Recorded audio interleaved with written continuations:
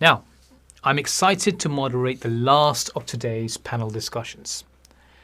To explore progress towards anti-racism in sport, I'm being joined by football diplomat and co-founder of Football for Peace, Kashif Siddiqui, Aisha Johansson, FIFA Council member, CAF Executive Committee member, former Sierra Leone Football Association president, and Fran Borman, CEO and founder, Goal 17 Global. Panelists, thank you so very much for joining us. Thank you for having us. It's a real pleasure. Well, look, let's kickstart the discussion with a big question, really, and a pertinent one given the day that we are marking today. How big really is the problem of racism in sport in 2022? And it would be good to get some of your own lived experience of this from your own perspective. So perhaps we could start off with Aisha. Can you please tell us a bit more? Thank you. First of all, congratulations on yet another year of celebrating and acknowledging racism and the part racism has got to play in sports. Listen, for me, I think it's just incredible how much racism has become a big deal, and it's been enlightened in sports and using sports to enlighten the problem of racism. I'm in Sierra Leone, and I'm Sierra Leonean, and I live in Sierra Leone for the most part. So racism really in Africa, being an African, is not one of the things that you would find.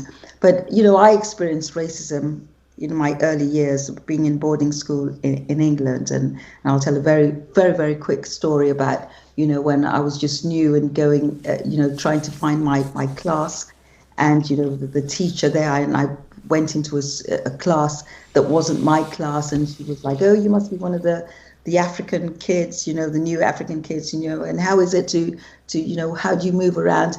And I, instinctively, I just said, "Oh, it's no problem. We just catch the 7:30 jumbo elephant, and if we miss that, it's a 9 o'clock jumbo elephant." And everybody, and I became the most popular kid in the school after that. And of course, I went into sports, but it's a big deal now with FIFA on board, having an absolute zero tolerance towards racism, violence, and all forms of discrimination. And I think this is something that I'd like to talk about a little bit more about discrimination, because for me, racism isn't just about the color.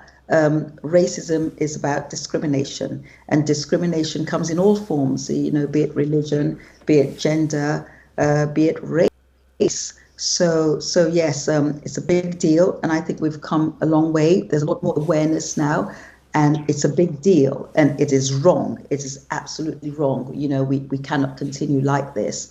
And but again, like I said, as we progress, I'm sure we can talk a lot more about how there are different forms of racism, and it's not just about the skin.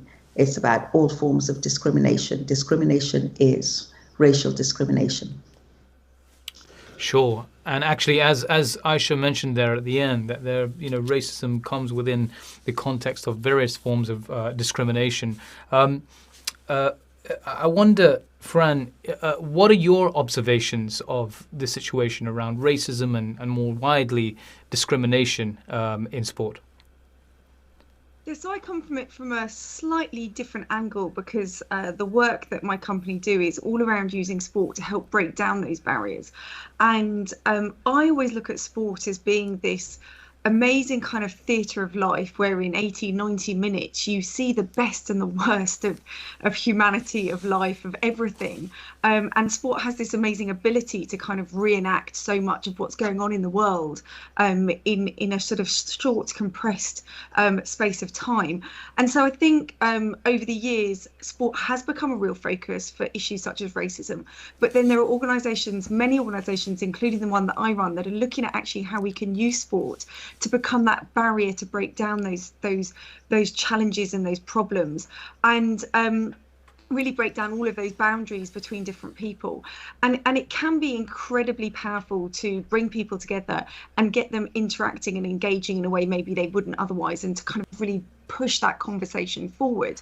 But also, I think as somebody that works in sport, we have to recognize that we sit in a very privileged position where we can influence quite widely, because so many eyeballs are on sport. There is an ability to really influence, and so I often have conversations with sporting organisations saying to them, I know you're focusing, say for example, on racism within your organisation, but understand the impact that has out across the whole of society, and that's where I think sport is so incredibly powerful.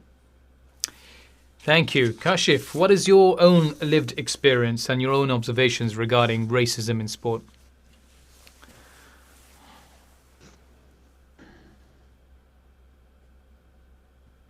I think Kashif... Well, I think just we've got him. before I come to that point, can you hear me? Yes, we can. Sorry, you just froze for a second. Just before I come on, no worries. I was just saying, just before I come on to that point, I think Fran made a very, very good point on the power of sport to cut through such difficult issues, you know, not just locally, but also globally.